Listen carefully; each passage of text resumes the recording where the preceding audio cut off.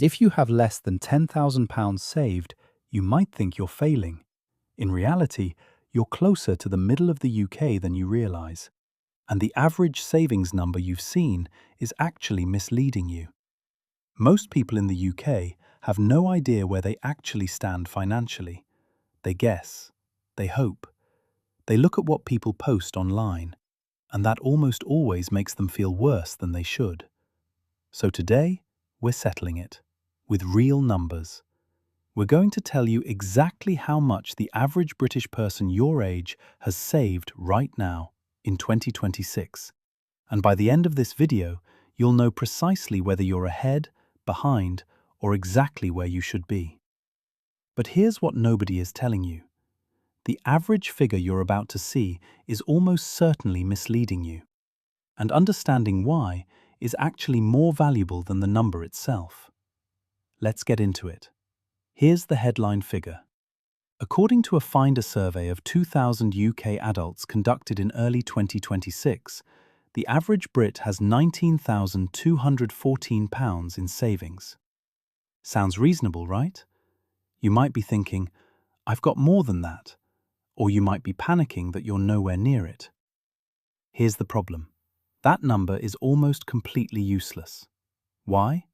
Because it's a mean average, and in savings data, the mean is savagely misleading. A small number of people with enormous pots, think the retired homeowner in Surrey with £400,000 in premium bonds, drags the average way up for everyone else.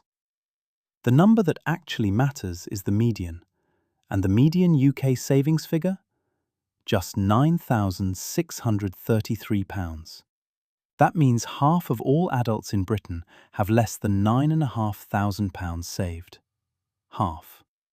So when a bank or financial publication tells you the average UK savings is nearly 20 grand, they're including the top 10% of savers who are distorting the entire picture. The real benchmark is £9,633. Remember that number. Now let's break it down by age. Find your bracket and genuinely don't panic if the number surprises you. Ages 18 to 24. Average cash savings, around £2,699. Median, closer to £500. Nearly 1 in 5 people in this group have zero savings at all, and that sounds bleak until you see the flip side. Gen Z is the fastest growing savings group in the UK right now. In Q1 2026, 44% of Gen Z adults reported saving more than usual, more than any other generation. A full 19% of them are saving over £1,000 a month. The snapshot looks low. The trajectory is actually impressive. Ages 25 to 34. Average savings, roughly £11,000. Median, around £3,800. This is the decade where life gets expensive all at once. First homes, weddings, children, cars. About a quarter of people in this bracket have no savings at all. But here's the stat that might genuinely reframe things for you. If you're in this age group and you have even £5,000 saved, you're ahead of the majority. You're further along than you probably feel. Ages 35 to 54. Average savings across this whole range, £13,000 to £15,000. And that spread tells the real story. This is the financial pressure cooker. Mortgages, childcare, school costs, aging parents. Nearly half of people in this bracket say a lack of disposable income is their single biggest barrier to saving. Not bad habits, not lack of discipline, just there isn't enough left over. Some people in this group are sitting on £50,000 plus in ISAs and pensions. Others have essentially nothing, having dipped into reserves repeatedly during the cost of living crisis. The average is almost meaningless here. Your personal situation matters far more than where the midpoint lands. Ages 55 and over. This is where the numbers jump significantly. Average cash savings, £33,420. And when you factor in ISAs, the average ISA balance for the over 65s sits at £64,386.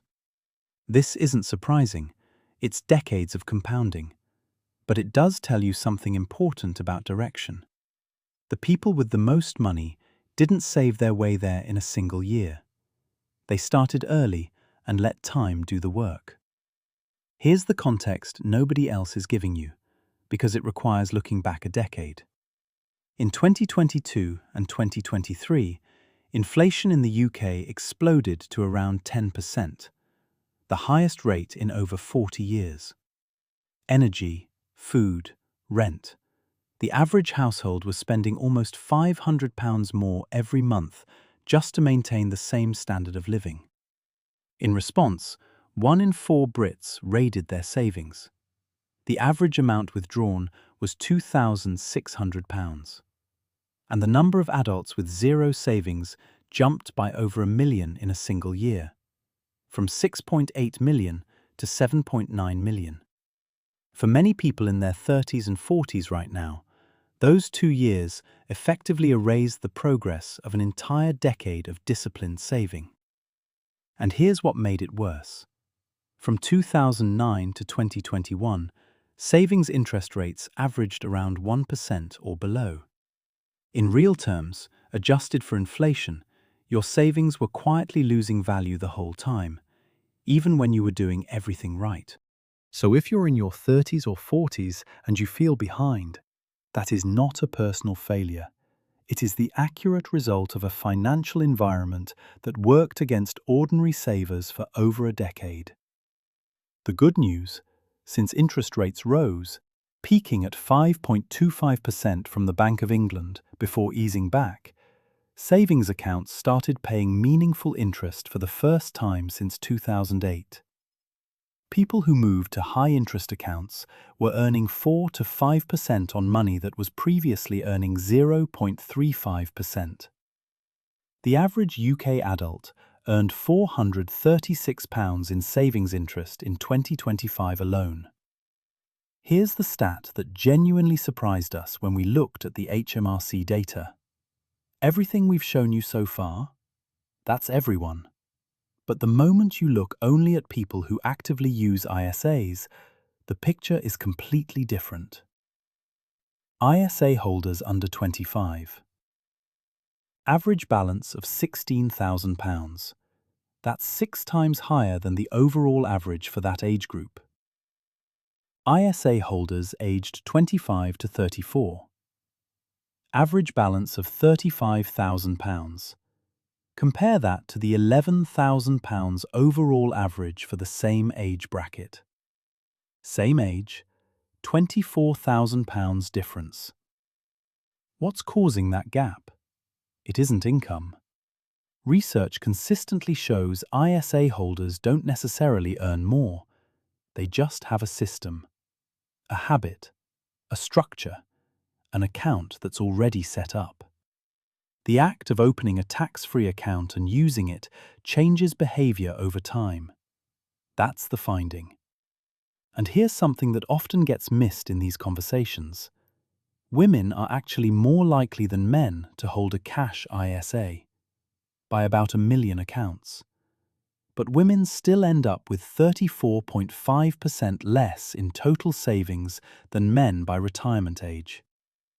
Why? Because while women are diligently protecting their money in cash, men are more likely to be investing it. Over the last 15 years, the average cash ISA rate was around 1.3%, while inflation averaged 2.9%. Cash savings, over time, quietly lose purchasing power. That's not a reason to avoid cash ISAs. It's a reason to understand what they can and can't do. So what do you actually do with all of this? First, stop measuring yourself against the mean. The real benchmark is the median, £9,633 for all UK adults. If you have more than that, you are already in the top half of the country. That's where you actually stand. Second, understand that the last few years genuinely set a lot of people back. 1 in 4 Brits spent an average of £2,600 of their savings just to survive rising costs between 2022 and 2023. If your savings feel thinner than they should, you're not alone, and it's not a reflection of how disciplined or capable you are. Third, and this is the one that will actually change things, the difference between average savers and ISA savers is enormous, and it isn't about the interest rate. It's about the structure. If you don't have a stocks and shares ISA, a cash ISA, or a SIPP set up, opening one is the single highest return action you can take today. Not because of what it earns, because of what it changes. The average UK adult is now saving £288 a month, up from £226 just a year ago. That's real progress, and the younger generations are leading it. Gen Z and millennials are saving and investing at twice the rate of older generations right now. The wealth gap exists, the housing gap exists, but the investing gap, the gap between people who started building the right kind of assets and people who haven't yet, that's the one you can actually do something about. And that window is open right now. If this reframed anything for you, drop your age bracket in the comments and tell us how you feel about where you stand. We read every single one, and honestly, the comments on these videos are some of the most honest conversations about money happening anywhere online. If you want the practical follow-up, exactly how to set up an ISA or SIPP, what to put in it, and how to make it work on any income, that's the next video in the series. Look out for it.